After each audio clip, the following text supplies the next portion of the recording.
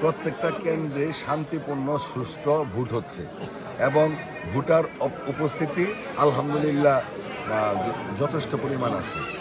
নিরাপত্তার বিষয় আইন শৃঙ্খলা বাহিনী আপনারাও দেখতেছেন সম্পূর্ণ সচেতন তারা, এবং সর্বোচ্চ আইন শৃঙ্খলা বাহিনী শেরপুর 3 আসনে নিয়োগ করা হয়েছে। অতীতে কোনো নির্বাচনেই এত আইন শৃঙ্খলা বাহিনীর সদস্য ছিল না। আমার বিশ্বাস 100% নিরপেক্ষ নির্বাচন হবে।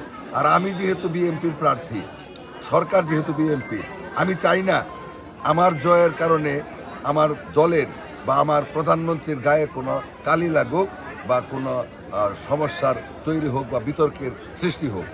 আমি ইনশাল্লাহ আশা করি এই এলাকা বিএনপির এলাকা, এখানে আমার বাবা এমপি, আমি এমপি ছিলাম, সুতরাং আমি বিশ্বাস করি যে এই এলাকার মানুষ সুষ্ঠু ভোট দিতে পারলে ইনশাল্লাহ বিজয় আমার সুনিশ্চিত।